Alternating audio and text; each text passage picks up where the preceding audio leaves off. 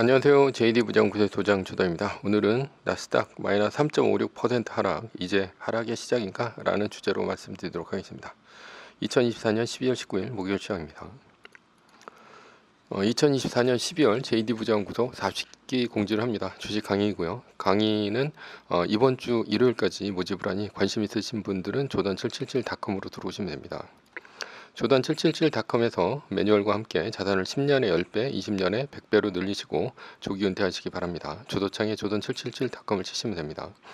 유튜브 멤버십에서는 매뉴얼을 더 이상 운영하지 않습니다. 뉴욕 마켓워치 매파적 금리 인하에 대혼란, 국가, 국채 급락, 달러 급등이라는 신문 기사가 있는데요. 어제는 나스닥이 마이너스 3.56% 떨어지며 결국 마이너스 3%가 떴고요. S&P 500 지수는 2.95% 떨어졌으며 다우존스 지수는 2.58% 하락하며 최악의 하루를 보냈습니다. 메뉴입니다. 나스닥 3.56% 하락, 이제 하락의 시작인가? 파월이 결국 사고를 치고야 말았습니다. 매파적 금리 인하를 했지만 내년 FOMC 전도표에서 금리 인하 횟수를 4회에서 2회로 줄이는 등 매파적 발언을 이어나가며 나스닥 마이너스 3% 뜨는데 혁혁한 공을 세웠습니다. 저는 이번에 FOMC에서 동결하면 크게 떨어질 것이라 예상했는데 금리 동결과 같은 거의 비슷한 발언으로 결국 나스닥의 마이너스 3%가 뜨고야 말았습니다. 앞으로 단기간에 하락이 멈출 것인가 아니면 길게 하락이 이어질 것인가에 대한 이제 물음은요. 그에 대한 변곡점은 트럼프 취임이 아닌가 생각합니다. 왜냐하면 오늘 파월의 발언을 보면 인플레이션 징후가 그렇게 크지 않은데도 매파적 동결을 한 이유는 트럼프 취임에 따른 불확실성 때문이었다고 생각됩니다. 트럼프가 대통령이 되고 각국에 대한 관세가 현실화가 되면 다시 인플레이션이 나타날 가능성이 큽니다. 그에 대한 연준의 선제적 대응이 오늘 FOMC의 매파적 발언 배경입니다. 시장도 이러한 우려에 오늘 나스닥 마이너스 3%가 뜨도록 만든 것입니다. 나스닥이 단기간에 끝나려면 트럼프가 취임하고 생각보다 관세로 인한 충격이 크지 않다고 생각하면 주가는 오를 것입니다. 그러나 장기간에 걸쳐 관세가 영향을 미친다고 생각하면 이후 나스닥은 더 추락할 수도 있습니다. 현재로서는 2025년 1월 FOMC는 금리 동결이 예상이 됩니다. 그러나 연준이 동결에 나서면 트럼프가 가만히 있지 않을 것입니다. 즉 단기간 하락에 그친다면 다음 트럼프 대통령 취임까지는 떨어지다가 올라갈 것입니다. 그러나 장기간 하락으로 간다면 트럼프 대통령 취임 이후에도 더 떨어지다 올라가게 될 것이죠. 트럼프도 지금 주가의 하락이 시작된 현 상황이 나쁘진 않습니다. 왜냐하면 지금 떨어져도 트럼프 취임 후 파월을 협박하여 금리 인하를 실현시키면 그때서부터 주가가 오를 수 있기 때문입니다. 그런 트럼프의 성질을 아는 파월이 선제적으로 매파적 발언을 한 것은 아닌가 하는 의심이 듭니다. 트럼프는 지난 일기에서도 정말 주가에 신경을 많이 썼습니다. 그리고 파월을 많이 압박을 했죠. 다만 이번에 주가가 깜짝 하락 이후 깜짝 반등은 힘들 것으로 보입니다. 왜냐하면 나스닥은 사상 최고치를 지속적으로 갱신했고 꽤나 많이 올랐기 때문입니다. 이것은 월가의 경고가 지속적으로 있었습니다. 현 상황에서 나스닥 마이너스 3%가 뜬 것은 만만치 않은 상황이라 볼 수 있습니다. 그렇다고 아주 불가능하다고 얘기하는 것은 아닙니다. 매뉴얼을 지켰다면 내년에 반드시 기회가 올 것입니다. 결론입니다. 파월이 산타를 내쫓았습니다. 이제 하락이 시작입니다. 이번 하락이 초단기에 끝날지 아니면 단기에 끝날지 아니면 장기간 지속될지 아무도 모릅니다. 하지만 매뉴얼은 반드시 우리가 마음 놓고 들어갈 시기를 정해줄 것입니다. 서브 이슈입니다. 비트코인이 오르는 이유와 미국의 전략. 비트코인 11만 달러 가나 3일 연속 새 고가 경신이라는 신문 기사가 있는데요. 비트코인이 2024년 12월 29일 19일 현재 수요일 현재 10만 1천 달러대까지 떨어졌습니다. 어제 파월의 매파적 발언으로 비트코인이 많이 떨어졌죠. 그러나 비트코인이 이렇게까지 많이 오른 것은 첫 번째 이유는 물론 트럼프 때문입니다. 비트코인은 왜 트럼프에 울고 웃나 라는 기사가 있는데요. 트럼프는 비트코인을 미국의 전략 자산으로 키우겠다고 했습니다. 따라서 미국의 형사사건으로 압수된 비트코인을 비축하겠다고 했고, 앞으로 비트코인을 약 10% 정도를 전략 자산으로 비축하겠다고 했습니다. 그러니까 전체 비트코인의 10%죠. 트럼프는 대통령 산하 비트코인 자문위원회를 설치하고 중앙은행 주도로 비트코인 디지털 화폐 발행을 하지 않겠다고 했습니다. 그러니까 비트코인과 대치되는 이런 중앙은행 주도의 디지털 화폐를 하지 않겠다는 얘기입니다. 트럼프의 이 정책이 발표되고 비트코인은 오르기 시작했고, 트럼프가 대통령 당선인 신분이 되자 연일 오르고 있습니다. 여기서 중요한 것은 바로 전략 자산이라는 뜻인데요. 전략 자산은 경영학에서 자주 사용하는 용어로 기업이 미래에도 높은 성과를 달성하기 위해 필요로 하는 자산을 의미합니다. 예를 들어 애플의 iOS 생태계, 코카콜라의 브랜드 파워, 그리고 구글의 사용자 빅데이터와 같은 기업의 핵심 가치를 전략 자산이라고 할 수 있는데요. 전략 자산은 군사적으로도 쓰일 수 있는 말입니다. 그럴 때는 전략적 군사 자산이라고 쓰입니다. 예를 들면 미국의 핵무기, 그리고 핵추진 항공모함, F-21 랩터 스텔스 전투기, B-1B 스텔스 폭격기와 같은 것입니다. 현대전에서 적을 크게 압도할 수 있는 미국의 군사 무기가 전략 자산이라 볼 수 있습니다. 트럼프가 비트코인을 전략 자산이라 부르는 이유는 무엇을 깨트리기 위한 수단이라는 뜻입니다. 즉, 비트코인의 가치를 높여 죽여야 할 대상이 있다는 얘기입니다. 제가 보기엔 그것은 바로 금입니다. 트럼프는 왜 비트코인을 전략 자산으로 띄우려고 마음을 먹었습니까? 우크라이나 전쟁 때문입니다. 미국은 우크라이나 전쟁 때문에 러시아 제재를 가했습니다. 그 중에서도 달러의 국제 결제망인 스위프트에서 러시아를 퇴출시킨 것입니다. 따라서 러시아는 더 이상 미국의 달러화를 국제 결제에서 쓸 수 없습니다. 그것을 본 국제사회는 경악을 했습니다. 특히 미국의 적대적인 중국은 더욱더 그랬습니다. 왜냐하면 적국이 미국에게 밉보이면 러시아와 같은 일을 당할 것이 뻔했기 때문입니다. 중국은 미국과의 무역전쟁을 치르고 있는 중이므로 미국 달러로 외환 보유고를 쌓아놓는 것은 위험한 일이었습니다. 따라서 우크라이나 전쟁 이후 미국의 국채를 매도하고 대신 금을 샀습니다.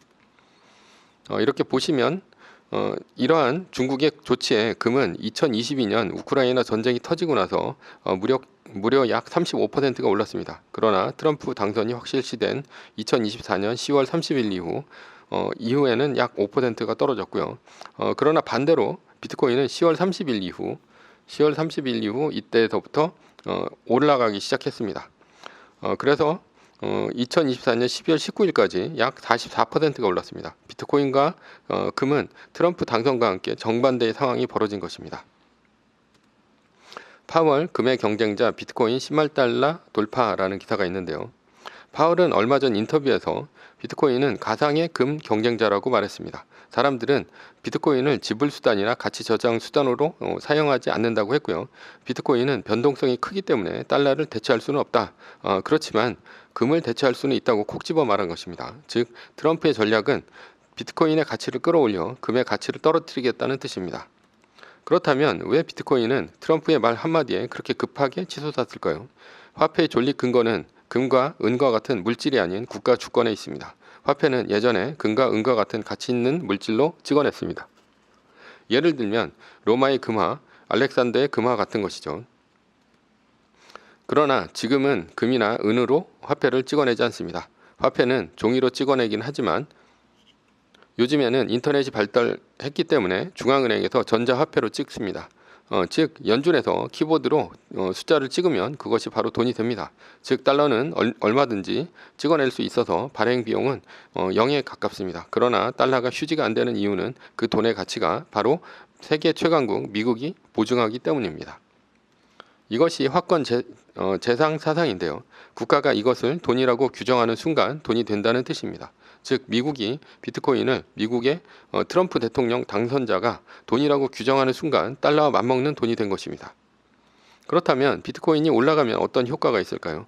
비트코인의 가치가 더 오르면 투기적인 수요는 금보다는 비트코인에 몰리게 될 것이고, 그로 인해 상대적으로 금의 가치는 떨어지게 됩니다. 예를 들어 약 2600달러 하던 금이 1300달러로 반토막이 났다고 칩시다. 그렇다면 중국, 러시아, 인도 등과 같이 금을 비축해 두었던 나라는 그만큼 자산이 줄어드는 효과가 나타납니다. 즉 금을 비축한 나라는 거지가 되는 것이죠. 만약 그때 미국이 달러를 찍어 금을 사게 된다면 어떻게 될까요? 미국은 반값에 금을 주게 됩니다. 중국, 러시아, 인도가 금을 버리고 비트코인을 산다면 미국은 어떻게 할 것입니까? 그때 미국은 막대한 비트코인을 풀어서 비트코인 가격을 떨어뜨리고 그 나라를 거지로 만들 수도 있습니다. 그리고 미국은 비트코인으로 막대한 이득을 얻을 수 있겠죠. 그렇게 되려면 미국이 비트코인의 국제 시세를 조정할 수 있을 정도로 많아져야 합니다. 그 비율이 전체 비트코인의 10%로 보고 있습니다. 이후 미국은 얼마든지 비트코인의 국제 시세를 결정할 수 있습니다. 그것이 미국이 말하는 비트코인의 숨은 전략 자산이라는 뜻입니다. 반대로 중국은 얼마 전까지만 해도 가장 많은 비트코인을 보유한 국가였습니다. 그런데 중국이 비트코인을 불법화시켰습니다. 이유는 중국의 부자들이 알리바바의 마인이 한순간에 중국 공산당에 의해 무너지는 것을 보고 해외로 자산을 빼돌렸기 때문입니다. 위안화 달러화는 해외로 자산을 빼돌리기가 힘듭니다. 일단 단위가 작고 지폐로 옮기기에는 부피가 너무 크기 때문이죠. 그래서 선택한 것이 바로 비트코인입니다.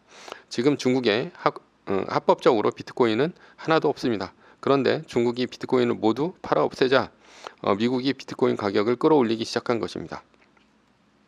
미국은 비트코인을 이용해 금을 죽이려고 하고 있습니다. 그러나 미국은 이런 일을 한두 번 해본 솜씨가 아닙니다.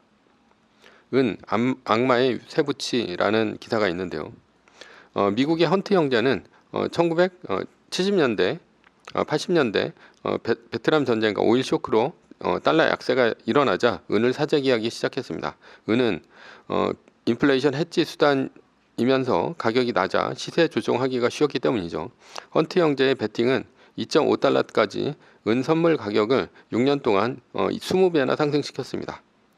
그러나 은 가격이 치솟자 연준이 개입해 은의 담보가치 비율을 낮춰버렸습니다. 돈을 빌려 은에 투자하던 헌티 형제는 결국 담보 부족과 미국 정부의 세금으로 파산하고 말았습니다. 그리고 은은 막대한 물량이 풀리면서 25년간 10달러 밑을 맴돌았습니다. 아마도 미국은 비트코인이 천문학적으로 오르게 하려면 이렇게 레버리지로 비트코인을 사도록 방치할 것입니다. 그리고 연준이 갑자기 레버리지 비율을 축소하면서 비트코인의 국제 시세를 폭락시킬 수도 있습니다. 이미 마이크로 스트래티지 같은 기업은 회사채를 발행해 레버리지로 비트코인을 사모으고 있는 중입니다. 결론입니다. 미국은 비트코인을 이용해 금을 죽이려고 하고 있습니다. 금을 죽여야 헌트 형제처럼 중국, 인도, 러시아의 비축 자산인 금의 가치를 떨어뜨려 국고를 거덜낼 수 있습니다. 미국의 비트코인 매집도 미중 전쟁의 일환으로 볼 수 있습니다. 매뉴얼입니다. 세계 1등 주식은 전고점 대비 2.5% 떨어질 때마다 10%씩 팔면서 숏을 치며 리밸런싱을 하다가 나스닥 마이너스 3%가 뜨면 숏을 치며 말뚝을 박습니다. 그러다 반등이 시작되면 V자 반등 리밸런싱을 하면 됩니다. 자세한 내용은 JD 부장구소 인강 사이트에서 강의를 들으시면 됩니다. 전제는 세계 1등 주식은 우상해야 합니다. 매뉴얼을 지키며 세계 1등에 투자하면 매년 25%의 복리로 10년간 10배, 20년간 100배로 재산을 불릴 수도 있습니다. 위의 상황은 매뉴얼일 뿐입니다. 따를 사람은 따르고 참고할 사람은 참고하시면 됩니다. 주식을 사고 파는 것에 대한 모든 책임과 이득은 본인에게 있습니다. 매뉴얼을 지키려면 머리를 쓰지 말고 머리를 쓰려면 매뉴얼을 지키지 맙시다. 오늘은 나스닥 마이너스 3.56% 하락, 이제 하락의 시작인가 라는 주제로 말씀드렸고요. 지금까지 JD 부장구소의 소장 조던이었습니다. 지금까지 들어주셔서 감사합니다.